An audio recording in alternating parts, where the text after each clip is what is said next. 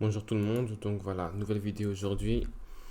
Je vais juste expliquer mes quelques trades et là pour l'instant c'est cette semaine qui commence avec une perte, enfin même des pertes. Voilà, pour l'instant euh, je peux afficher un moins 2% de mon compte pour un total de... Donc ça c'est des trades de la semaine à partir du 8, non du 5 juin. Et donc du coup jusqu'à aujourd'hui, le 21 juin. Donc un total de 1, 2, 3, 4, 5, 6, 7, 8, 9, 10, 11, 12, 13, 14, 15, 16, 17. Bon, c'est 17 trades, mais enfin, c'est 17 positions. On a également aussi pris des profits et aussi eu des add-ins. Donc, c'est pas 17 trades avec plusieurs paires différentes. C'était principalement, donc je vais dire ça maintenant, ODNZD, donc plusieurs positions, GBP OSI, ODCAT, euh, voilà, ODNZD et Euro NZD. Donc c'est pas que j'étais vraiment, on va dire éparpillé, c'est vraiment plusieurs positions. Pas non plus comme un bourrin, mais voilà, quoi, c'était vraiment des scales. Et également aussi des prises de profit. Et j'ai remarqué que, enfin, parce que ça fait pas très, très longtemps que j'ai un iPhone, mais souvent, en tout cas sur le PC, il montre justement, par exemple, vous achetez un lot de 1, vous décidez de prendre la moitié, donc 0,5, ben, il y a écrit 0,5 sur 1. Et après, quand vous clôturez le restant, ben, ça fait 1 sur 1 et pas 0,5 clôturé, puis 0,5 clôturé. Je sais pas trop si vous voyez, mais en tout cas, sur le PC, ça donne ça. Et donc, du coup, un trade que j'ai ouvert aujourd'hui, donc il y avait une news par rapport au livre sterling. Donc, on a vu ici que le CPI en year to year, c'est pire que prévu. Donc, c'était prévu à 0,8, 0,4, 8,4. Et donc, du coup, ben, ça affiché à 8,7%. Ça n'a pas bougé par rapport au précédent. Donc, du coup, grosse déception. Moi, je pensais justement que c'était la déception. euh, Moi, j'étais dans l'optique où justement je vais acheter du livre sterling parce que je m'attends que les taux d'intérêt peuvent potentiellement augmenter. Mais c'est vrai que dans le contexte où on est là maintenant, il y a pas mal de risques on. Donc ça veut dire que pas mal de personnes risquent. Alors pourquoi? Parce qu'on peut déjà voir notamment le S&P qui est occupé à bien grimper. Euh, Après, est-ce que c'est justifié? Selon moi, non, comme j'ai déjà dit dans les autres vidéos. Mais voilà, en tout cas, c'est ce qu'il y a pour l'instant.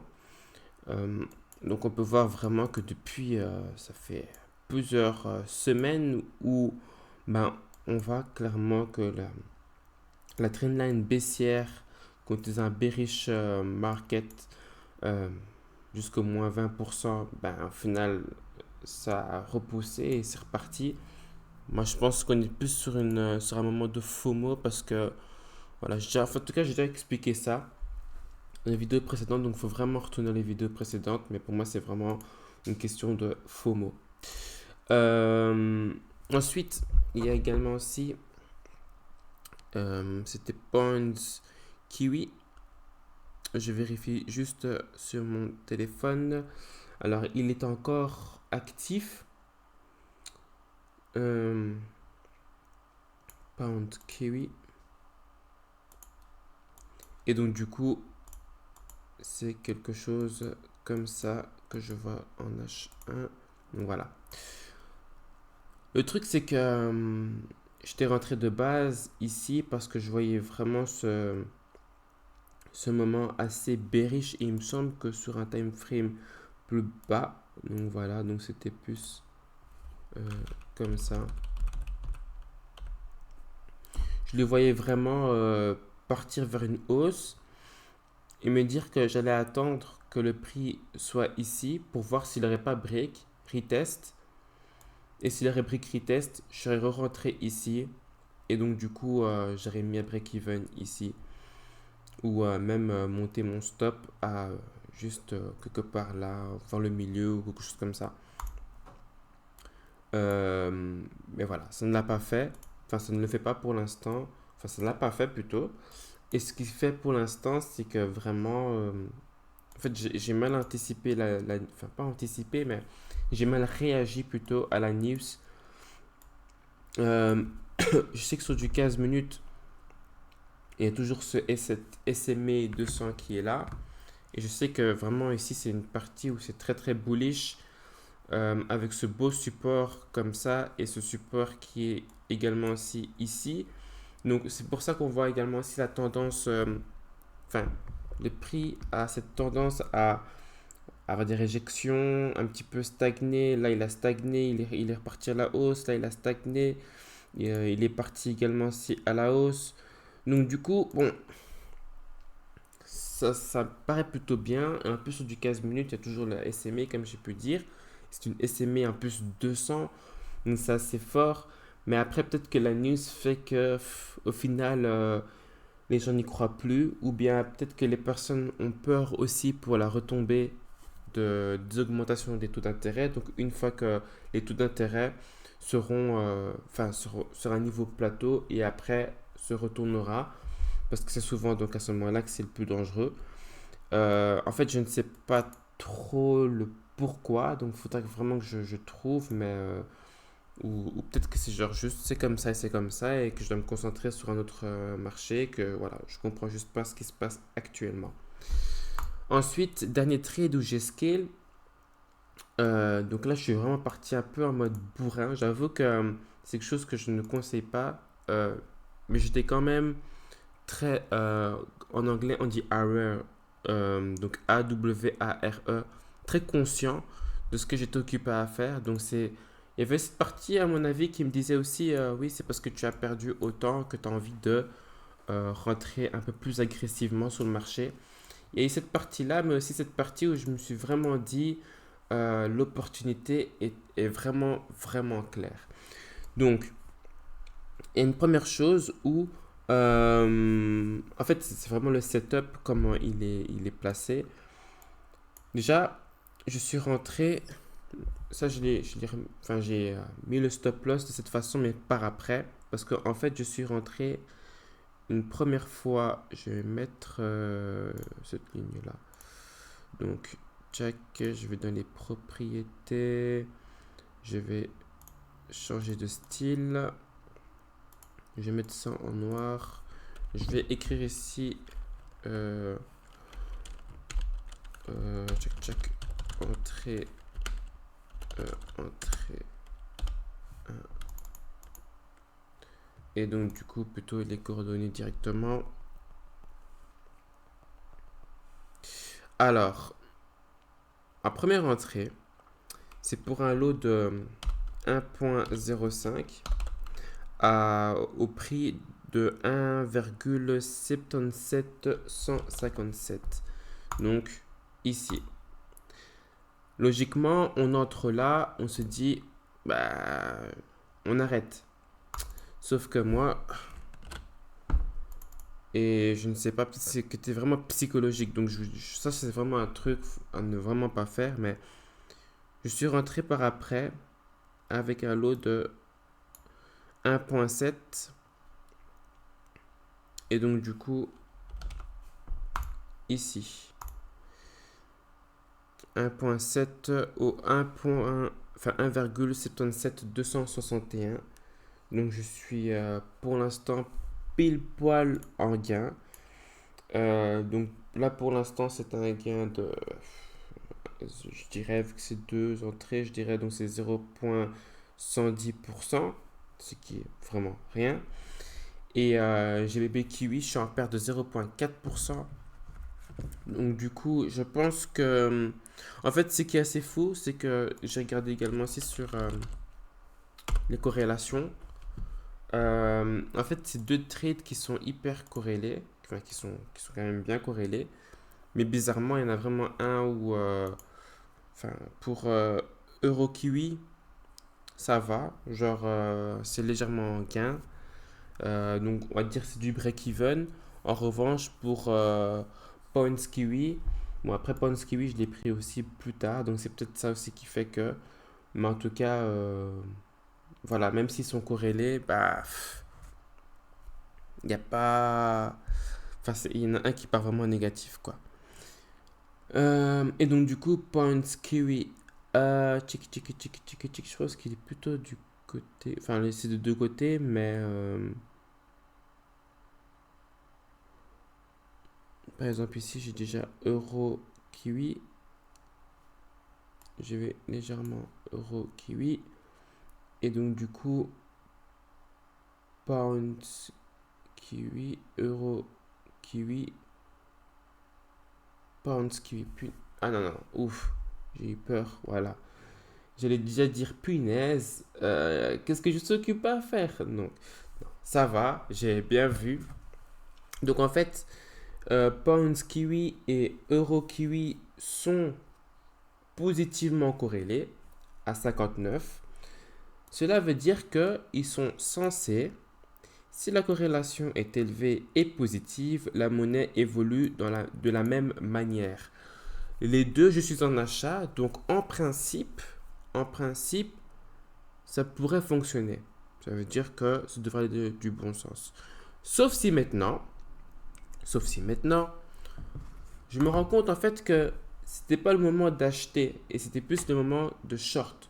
Et donc du coup, ça veut dire que bah concrètement en fait, je me ferais démonter quoi. En soi, je prends euh, un risque assez énorme, mais quand vous voyez comme ça le setup, pour moi en fait, il était genre, enfin il est genre juste carré. Ça veut dire que en gros, j'ai ici cette trendline qui a été break. Alors pour moi, je vois donc une ici, une touche ici, une deuxième là, et puis une troisième ici. Et clairement ce break, ce retest, non seulement sur la trendline, mais également aussi sur le 50% Fibo. Et également aussi, comme on peut voir, un pattern de retournement parce qu'il y a la tête et les deux épaules. Je me dis que le prix au bas mot peut descendre ici vers les 1.77047 pour ensuite remonter. Donc peut-être que que je suis rentré légèrement trop tôt, mais ça reste quand même dans cette zone-là. Et je me suis dit, pour vraiment être sûr, je mets quand même un stop loss assez bas pour pouvoir avoir suffisamment de place pour mon trade. Donc honnêtement, techniquement, je le trouve très très très beau. Donc pour partir, à partir de là, pour que le prix parte à partir de là. Alors on peut aussi remarquer que mon TP est quand même pas hyper loin, mais comment je vais expliquer ça? Mon TP n'est pas comme dans ma stratégie que je fais de base ici, mais vraiment là. En fait, pourquoi? Parce que voilà, ici il y a donc une structure en fait qui a été break. Et donc du coup, ce que j'ai fait, c'est j'ai pris parce que c'est comme un pattern quoi ici, Ups, un pattern de continuation. Et donc du coup, j'ai pris ça ici comme ça.